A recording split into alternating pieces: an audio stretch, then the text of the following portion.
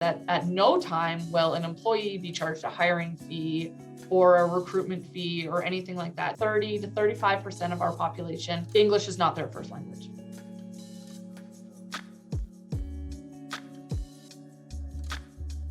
Hi everyone, we have today Lisa Tiffin from the city of Brooks, Alberta. I'll hand it over to you for some quick intro. Okay, well, I'll jump in. My name is Lisa Tiffin. I am the manager of community development here with the city of Brooks. I work on all sorts of different programming and policies and projects that will improve quality of life in the city of Brooks and the surrounding region. So that goes for residents that live here now, businesses that operate, tourists that are coming to town, visitors, and ideally newcomers that come to the community from either different parts of Canada, different parts of Alberta, or different parts of the world. Thank you very much, Lisa. Maybe you could start by sharing what was the need for the rural renewal stream and how is it different from the current programs that we have in place to hire foreign workers? Okay, we'll do a bit of a history lesson, I guess. Yeah. So the Rural Renewal Stream was introduced in February of 2022 in Alberta as part of the Alberta Advantage Immigration Program. And what it does is it allows communities, rural communities only, to take a leadership role essentially in attracting a workforce. So like many communities, particularly rural communities across Canada, there is definitely a labor shortage. Alberta is no stranger to the labor shortage. We have for decades now, people can walk into Alberta and start work on Monday. So this is not a new kind of situation, but coming out of the COVID-19 pandemic, we're seeing more and more of a need for those, for workforce, and it's labor in all different industries that we need. So the Alberta government offered this program. It's a brand new program. It's never really been tried before, where they would allow rural communities to take the leadership role in attracting and recruiting and then retaining foreign labor. So we signed up for a designation, and the city of Brooks, the Brooks Renewal region, was given Alberta's first designation. We're super excited at that because we have a long history of supporting newcomers and immigrants in our region. And this was a major advantage for our employers in the region to be able to attract the labor, the skilled labor that they so badly need to operate. What was the need for this program in particular when we already had an LMIA plus work permit process in place? Right. There are many employers in the Brooks Renewal region that use the temporary foreign worker program, and they've used it for decades. Unfortunately, from a community development standpoint, the people that they bring in are living and working and thriving in our community, but they have this label as being temporary, and they don't want to be temporary. They want to live here. They want to develop a life here. They want to make this community their home. And unfortunately, the pathways from temporary foreign worker to permanent residence are not always clear, and they're not always quick for people. So the Rural Renewal Stream was supposed to fast track people out around that temporary foreign worker program and get them straight to work in industries and for businesses that need those people. So for this program, you don't have to get an LMIA, which is great for employers because they're not easy to get and they're not inexpensive to get. Instead, what the community does is the community endorses the individual. So while an LMIA says with definitive stance that yes, this is a difficult position to fill, yes, they have been trying very hard to fill this with a Canadian person, but it's just not working. And therefore, yes, go ahead and seek foreign labor. What the endorsement letter says is the exact same thing, but it's issued by us, not by somebody else. So the people working in the community and living in the community know how difficult it is to find, for example, a heavy duty mechanic. So we can say with certainty that yes, this is a very difficult position to fill in our community. And yes, this employer that we've been working with, because they're part of our community, has been doing everything they can to fill the position with no luck. So then they can take that endorsement letter for their candidate and get them through the program. And in terms of the jobs, what kind of jobs are in most demand and what kind of professionals is the town looking for? It's a really wide range, and I know that that's a kind of an easy answer, but right now the jobs that we have posted are a lot of them are frontline workers. So the hospitality industry in hotels, as well as restaurant and food services, fast food services, they're really looking for people with both frontline experience, but also kind of in the supervisory or manager role. We're also seeing some retail positions as well, again, in the either frontline or supervisory role, but then some more medium skilled positions, trades for sure. We've heard for a need for electricians, plumbers, millwrights, heavy duty mechanics. And then we have some high skill positions as well that we've been searching for, such as veterinarians, pharmacists, those type of positions. So it truly is a wide range of skill and different knock codes. What would be the best way to apply for these jobs? Right now we have a website, brooksregion.ca, where we have all of the available jobs and all of the eligible employers listed, and the job postings are right there.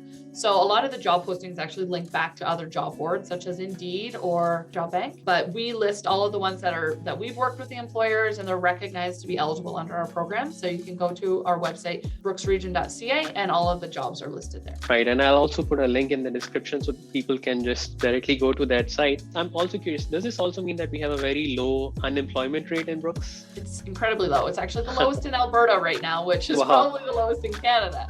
So it's traditionally has been very low. We have some very busy and reliable industries in the area. We have the oil and gas sector, which is, you can always find work in the oil and gas sector. We also have a very strong agricultural industry in the surrounding regions, both from ranching, like cattle raising and beef, or just traditional farming where, you're planting actual like crops. And then we also have an employer just outside of town, JBS Foods Canada, and they employ 2,800 people. So that is a massive demand on our labor market locally here. So there are some very big industries and some very big employers that are constantly looking for work, and therefore our unemployment rate is incredibly low. Is it accurate to say that if a job has been posted on the town's website, it is part of this program for sure? Like people can just go ahead and apply for it? Because what happens is generally when foreign workers are looking for jobs, some jobs clearly mention that, to apply for this job, you must have authorization to work in Canada. But in this particular case, obviously, it is for those people who don't have authorization, essentially. That's exactly right. We do have a disclaimer in there that says that employers typically are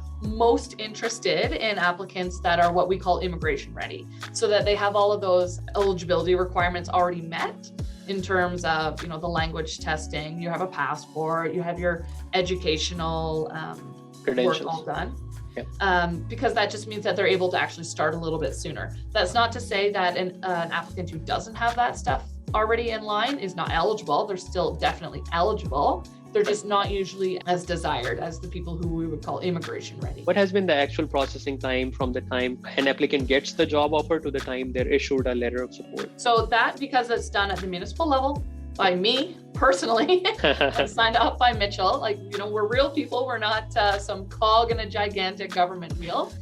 Our processing time is typically 2 to 3 days. That's super quick. Yeah, and that's usually if I've already got a full plate. So we can turn them around really quickly, and we're faster typically when we have a strong relationship already with the employer. If we know exactly the kind of struggles that they've been facing, then it's easy for us to write. Sometimes we do want to have a video chat with the applicant or with the employer. Sometimes we do bring in external people to come and chat about a certain applicant, but for the most part, it's a really quick and easy turnaround. All right. The other aspect of the processing is that it will be done by Alberta and by the federal government. For example, work permit and nomination. Are the employers willing to wait for a certain amount of weeks, in certain cases a few months, to get those candidates? We found that some are definitely willing to wait for the right candidate, particularly the higher skill positions. If you're trying to operate a pharmacy and you don't have a pharmacist to do so, you're willing to wait for a qualified and ready to work person. The government of Alberta promised, when they announced this rural renewal stream, they promised that these applicants would be fast-tracked through the nominee process. And at first, when we received our designation, we didn't know what that would mean, but in getting some feedback from the people that we have endorsed, their turnaround time from when they have all of their pieces in line and they apply through the nominee portal to the time that they actually get approved as a nominee has been as quick as 2 to 3 weeks. Wow, that's super quick. Because people who are currently living within Canada but are on, a temporary visa or are a temporary foreign worker, they can still apply for these positions as well. It's not just for people that live outside of Canada. So if you're already living in Canada, say working as a temporary foreign worker, and you apply for one of these jobs, you can be working for your new employer within a month. For some people, there is a very long wait time, especially if they have to get all of their eligibility requirement, like their settlement funds in line or their English testing in line. But for other people that are already working here and they're ready to go, it can be a very quick turnaround. So that's a very good point, like especially for international students on an open work permit who want to work in the town with these particular jobs, but might have a lower score for immigration. That could be a very good option, provided they want to live in this beautiful town. And they want to stay, right? And they want to stay. The program, although it does offer permanent residency, which is a huge benefit, the real benefit is that, we get to attract people who want to live here. We don't necessarily want to be endorsing people that are just going to get their permanent residency and then take off to a larger center or to another province. We've got a lot of amazing opportunities here in Brooks, and we want to be able to share them with people and show people that this is a great place to live and build a life and grow your family. We have seen a lot of applicants who are, on a student visa or who are already working for another employer but didn't have a clear path to residency. So we've seen a lot of those kind of people apply through this program and have great success. So on that note, are you able to share a little bit about like the number of people who applied and the rough idea of how many people have actually gone through the program already and are working? So it's tough for us to know how many people have applied for the positions because we essentially are a go-between. We post the job link and then the applicants apply directly to the employer. So it's hard for us to know exactly how many applicants are being received by each employer. But I can tell you that between when we first started, when we launched our program in early to mid-July, we wrote our first endorsement letter in mid-July. By the end of 2022, we did endorse 32 people. So of those 32 people, many of them had a spouse and had family coming with them as well, which again adds to our labor force. But 32 successful people attracted to the community.